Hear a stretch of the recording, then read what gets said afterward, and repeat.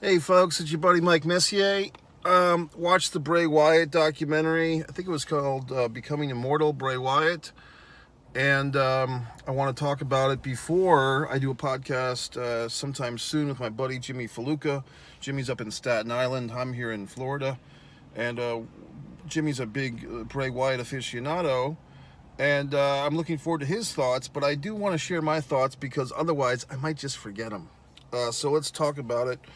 If you haven't seen it, I do recommend it, and I do feel as if we're on the verge of seeing Bray Wyatt return in some form. Basically, his brother, I think, is going to carry the torch of Uncle Howdy.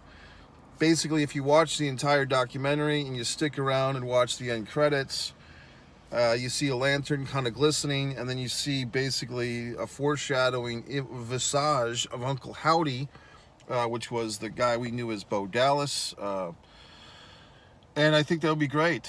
I mean, I think the documentary basically is from the perspective, in some regard, from Bo Dallas, the younger brother of Wyndham Rotundo, and how much it meant to him to be his brother's brother.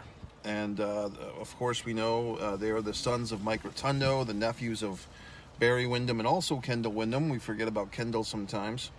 And also the grandsons of Blackjack Mulligan. And what an esteemed wrestling family. And we get to meet this family in ways we haven't before. We get to meet Bray Wyatt's mother. Obviously, she's Barry Windham's sister. Barry Windham was one of my favorite wrestlers. Folks, I've been watching wrestling so goddamn long. I saw Blackjack Mulligan wrestle in person, okay?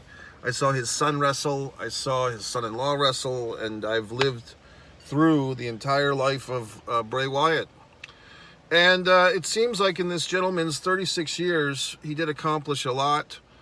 I'm not going to give the whole Bray Wyatt history here. Watch the documentary. And, you know, WWE, for all its faults, and there are many, they do a nice job of reflecting upon a recently passed compatriot. We've seen over the years many Eddie Guerrero retrospectives paying homage. Even the Von Erichs DVD they did 15 years ago was very well done and respectful. This one, I don't know. I mean, for the modern fan, for the young fan now, this is going to hit you hard, folks. For the young wrestling fans, welcome to the club. You know, for the fans that have been around for a while, we've seen our Eddie Guerreros come and go. We've seen our Brian Pillmans come and go. The Von Erichs, obviously. Bruiser Brody. We've seen, the Grand Wizard of Wrestling. We've seen these characters or these people that you build a bond with. Obviously, it's a one-way bond for the most part. They're on television, we're watching, or they're in the ring and we're watching. But there is some give and take, and probably in pro wrestling more so than any other sport or activity or traditional film stars or TV stars. There's quite an interaction with all the conventions and autograph signings and just the nature of pro wrestling. A good portion of the competitors or the people involved in pro wrestling were once fans themselves. It's just a different breed for the non-wrestling fan. They'll never fucking understand. So we go into this, and it kind of rips your heart out as we dig deeper into the doc. And when the family is describing the passing of Bray Wyatt, it's I wouldn't say traumatic, but I would say, if you've been through the loss of someone close to you, you're going to realize what this is like, what this poor family is going through. And if you haven't, well, you're going to learn, because you do kind of feel like you're right there with the people. Bray's mom, his ex-wife, his fiance JoJo, the ring announcer. Bray had a total of 4 children, 2 with his ex-wife and 2 with his fiance when he passed away. And it's pretty traumatic, to be honest with you, because you do feel that you do get a picture, at least I did, coming out of this 2-hour documentary of what this guy was like in some regard. Did they sanctify him? Perhaps a little bit. And that's typical of when you do a eulogy or a documentary on someone that's passed away. For the most part, you concentrate on the good stuff. there's nothing you can say now to, help them improve their personality, okay, because they're not with us anymore. But like I said earlier, I mean, it does feel like there's some creative stones unturned here. And watching this thing, knowing that the WWE did not really do a whole lot with Bo Dallas, and they gave him this kind of weird, what was that motivational character he did? The Bo, you can do it, or Bo Dallas, or whatever the fuck. Basically, you feel like, yeah, I wouldn't really mind if Bo Dallas picked up the mantle of this horror wrestler from his brother. And it seems like the dynamic of the two was that, the big brother kind of led the way into a lot of things. And but Bo was right there with them, and for whatever reason, it kind of became almost a Randy Savage, Lanny Poffo thing, where, Bo was in the shadows of Bray, but Bo's still a young guy now. I guess he's probably 35 himself at this point, 34, 35, so he still has a good run left in him. And I just have a feeling we're going to see something at WrestleMania, to be quite honest, if not WrestleMania, the Monday night after at Raw. I feel like we're going to see the reemergence of Uncle Howdy, and they're going to take some of these characters, and with some of the people involved in WWE that we meet in this doc, the Rob Fee guy, seems like he's on it, and the costume buddy of Bray Wyatt seems like he's on it, and it seems like this whole doc, in one way or another, is promoting Bo Dallas to kind of take over this legacy. And I'm not really opposed to it, to be honest with you. A lot of times I would have an opinion like, let the dead lie, or, do your own thing, Bo Dallas. But I do feel like he's his brother. They were pretty close. And, he was doing Uncle Howdy towards the end there, Bo Dallas. So I feel like it's okay. Like, I feel like I'm kind of into it. And if some of the profits from some of the marketing, if they make masks from Uncle Howdy, or if there's new characters or adaptations on some of Bray's creations, I think I would support that. I would be happy to see that, because there's 4 kids to feed here in this family, and, what the hell. As far as other elements of the doc, the town they lived in Florida, I live in Florida. I never heard of this town, but I haven't been in Florida very long, comparatively, but this little town that they're from, the Rotundas, very interesting. Seeing footage, the documentary tells you several times you're seeing footage from the WWE archives that have never been released before. So we see some of this Florida Championship Wrestling material, some of the infamous promo classes that we've heard of as wrestling fans for years. We're kind of seeing some of these clips from these early Bray Wyatt days in the promo class. They go into the story of, unfortunately, in late 2020, his friend, I believe the gentleman's name, John Huber, a.k.a. Luke Harper, a.k.a. Brody Lee.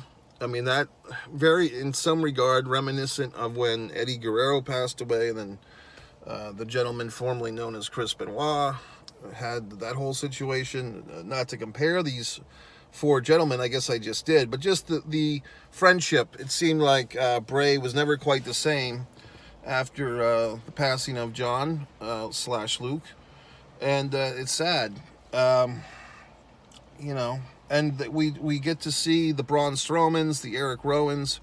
So I'm really seeing in my mind's eye here, folks, and we'll find out, because I'm taping this on Friday. I guess it is April 5th, 2024. WrestleMania is coming up Saturday and Sunday. I guess we'll see if my little vision of, Uncle Howdy, Bo Dallas, then maybe they even bring back, I don't know if they're going to bring back Eric Rowan, but I could see them putting Braun Strowman in the mix. I could even see Braun Strowman being suited up with that giant, different Fiend outfit. I could see them putting somebody else in the Fiend outfit, to be honest with you. It could be Braun Strowman, or they could have another guy. There's plenty of guys, to be honest with you, that I see these NXT house shows. There's plenty of decent wrestlers that don't seem like they have much of a character or a gimmick, and they could insert any number one of those fine folks into that outfit, okay? So I am seeing that happening. Not to say that anybody could do it, but I'm saying there's more than one person the suit's been made. If you watch the doc, you know what I'm talking about. Someone's going to wear that fucking suit. I mean, that's what we're getting here, too. And I kind of think that Bo Dallas is going to stick more to the Uncle Howdy suit and have someone else take over the Fiend suit. Alexa Bliss, congratulations to her. Apparently she had a child not too long ago. You know, her husband seemed a little prancy, I guess is the word. But yeah, they had a kid, so I mean, you know, good for her. But if Alexa Bliss, who's featured a lot in this doc, if she comes back, you know, put her back in this family, they could have some new creatures. They could have like the old, you know, Bray Wyatt creatures, the bunny and the fucking, you know, rambling rabbit and all these people. They could feud with like some new creatures. I mean, I could really see it being a thing. That's another thing when it comes to Bray Wyatt, Wyndham Rotundo. It did feel to me, and you really feel like you're like a friend of this guy, or at least a friend of a friend by the time the doc's over. I feel like he was more suited to be a horror film producer, like an independent horror film, you know, writer, director, producer. Producer is probably the best word, because it seemed like he had so many ideas that were flying around. He needed some other people to balance with. You know, so a producer role in that regard would probably be best. He could have been a director, but it seemed like perhaps he had a tinge of ADD. Like he had so many ideas going on. He needed people with a little more structure in their thinking. And this is just what I'm gathering from the doc. But people in the doc said stuff like this, Triple H especially.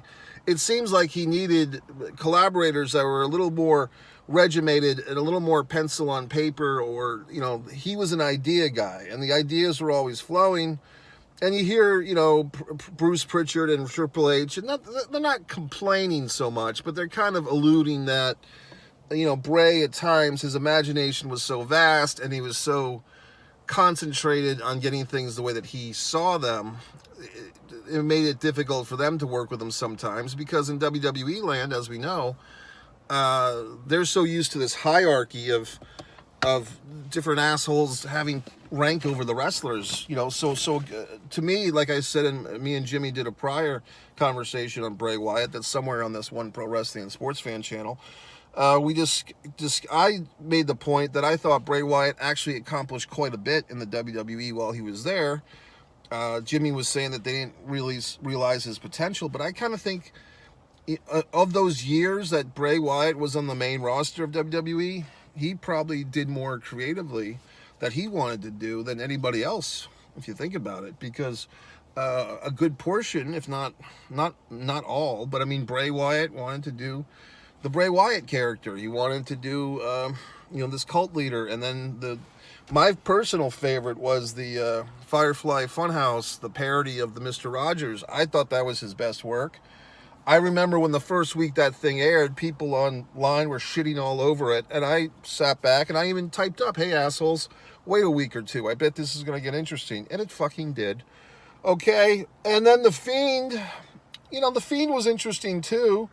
Yeah, The Fiend was great. I mean, I just, of the three, I see it as three distinct characters. I see it as the cult leader Bray Wyatt, the Mr. Rogers talk show host, like the Pee Wee Herman, you know, the Funhouse host, and then I see The Fiend, and I would definitely say that the Funhouse guy is my favorite, and then, but the other two were pretty damn good too. I think The Fiend, perhaps, because, unless my memory is mistaken, he didn't really speak a whole lot. That was kind of like the final boss of the three.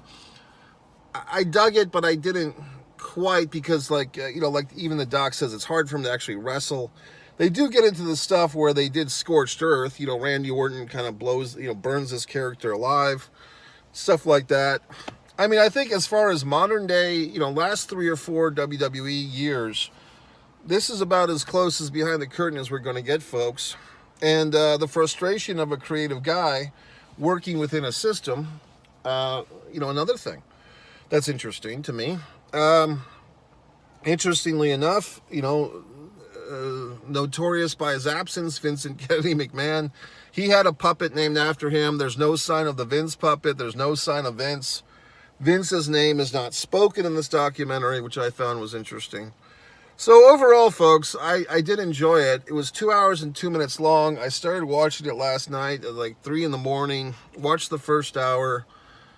went to slumber, woke up, and I told myself, you know, I have to discipline myself. A lot of times I get all these goddamn various YouTube videos stuck in my head, and I'm like, let me just start the day finishing what I started last night or this morning, this Bray Wyatt doc. So I watched the rest of it. And I'm telling you, folks, I think it's quite possible. And in fact, I will predict, you know, not that it's a big, it's obviously a clue that they're going to bring back, you know, Bo Dallas is going to bring these characters back. Will Bo actually be the worker bee? Will he be wrestling, or will they get other guys? Like I said, there's so many guys that they can plug into these costumes, because it's really, to be honest, it's more about these costumes and one person being the mouthpiece. You know what I mean? And but the whole template's already there, and Bray set this whole thing up. He had his little world of dark fantasy.